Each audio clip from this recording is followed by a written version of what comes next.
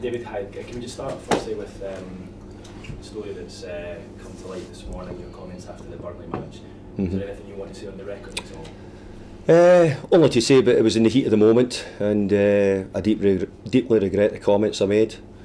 It's certainly not the person who I am, and I accept it was a mistake. I spoke to the BBC reporter, who accepted my apology, and hopefully we all move on.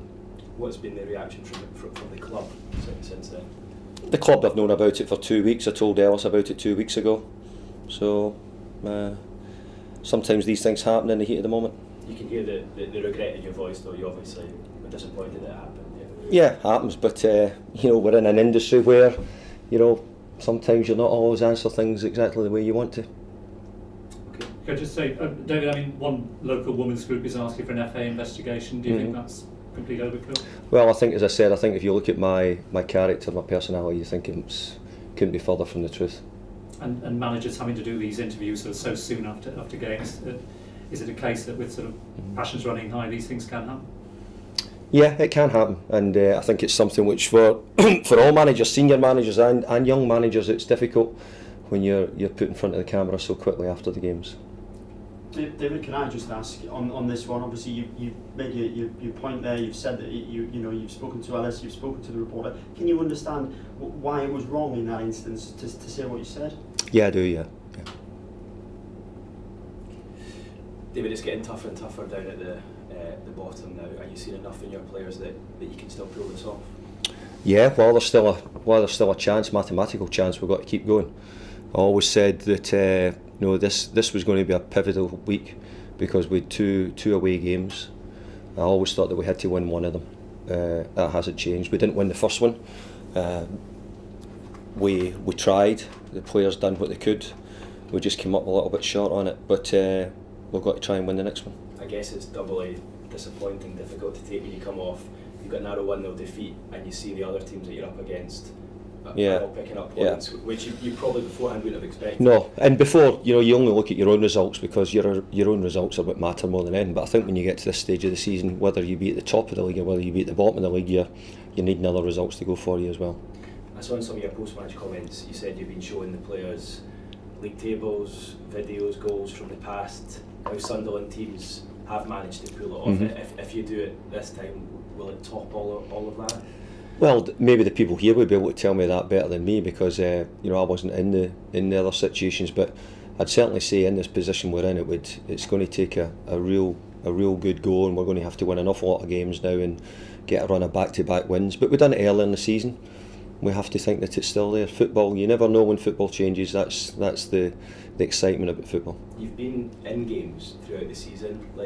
You've never been outclassed. There's been a lot of sort of narrow defeats. Is it just that lack of cutting edge? Obviously, the lack of goals recently. Has that been the difference? I think recently it's been the lack of goals. It's been the lack of probably creating goals as well.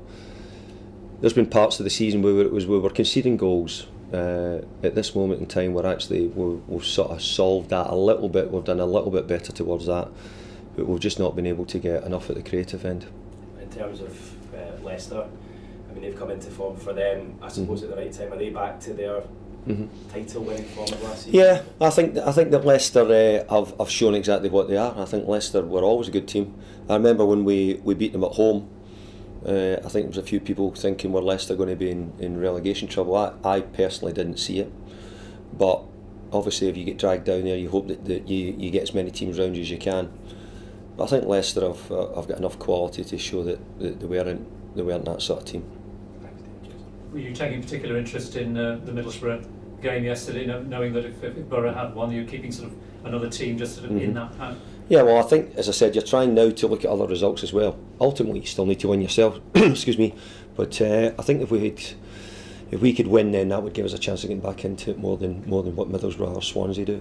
An awful lot of fans have written you off, but I mean, how can you inspire the players to actually believe? Just take this game as it comes, the old cliche, but actually, one win.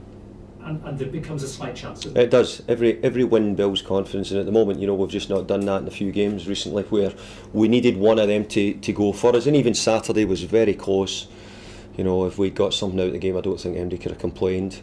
But we didn't do. and now we have to do it again. With the momentum that Leicester under Craig Shakespeare have now got, I suppose the key to that first goal and scoring that first goal is all the more important. Yeah, I mean Leicester at the moment are in good form, but Leicester have got a lot of big games coming up, and they, you just got to hope that we can maybe catch them in an off night a little bit.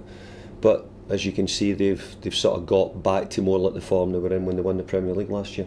Jermaine Defoe got a couple of knocks, I think you described them afterwards. Any news on that? Well, I didn't train yesterday, and as we're doing this press conference before we've trained today, I'm not able to give you any update on that. And anything more on Lee Cattermole, because I think he was the closest of the potential returnees, wasn't he? Yeah, nothing more than just to say that we felt as if putting him on the bench would be good for the squad, good for the team.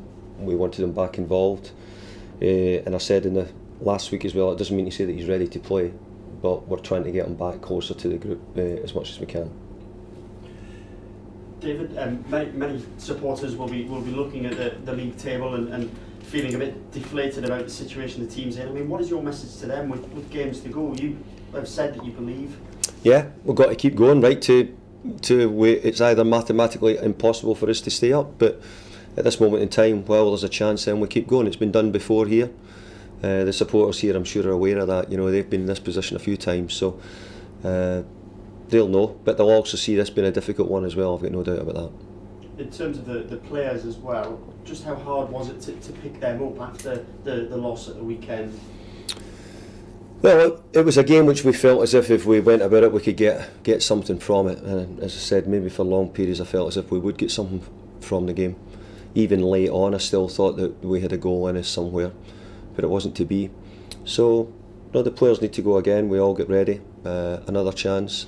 Always felt that if we drew against Watford and we drew against Leicester, then we'd have thought good. But always thought winning one out of the two games would be a better points return. So it's now we've got to try and win at Leicester. In terms of the Watford game, it was a very finely balanced match. Do you take sort of positives from that going into the Leicester game, that you were able to keep them quiet for long periods? I don't really take a great deal of positives because it was a finely balanced match. I wanted us to be the dominant team and I wanted to be better, but as you've seen probably this season, we've not been able to do that well enough. So there is some positives in as much as that we were in the game. We tried to be right in it. We lost a goal to a set piece, which was really disappointing because up until then we had defended them well and they were a big threat. So we're going to have to concentrate right through, not just say for 8 or 9 set pieces, but we're going to have to do it for the 10 or 11 so that we don't get done, which would have given us that opportunity to win the game, maybe more so than try to get back in and get a draw out of it. And just in terms of Leicester, have you been impressed by how they've picked up since Claudio Ranieri left? I've got to say, I always thought Leicester had it. I don't really think whoever the manager was, I think Leicester would always come good, whether it been Claudio, whether it been Craig Shakespeare, whoever.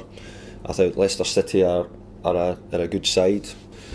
Sometimes when you've been in such a good run like Leicester have been, there'll be blips through the year. I think the year before they won the Premier League, they had avoided relegation on a incredible run. They then went on to win the Premier League. So sometimes on that journey you go through periods where you just don't play quite so well. And maybe that was what happened in the early part of the season for them. And I guess on that incredible run that they went on, you must be looking at it and hope that Sunderland can pull something similar off. I'd love so. I'd love it to be winning the Premier League like Leicester did. Okay, cheers. Thank you. Bye. Thank you. Are you getting each of these still not? Probably.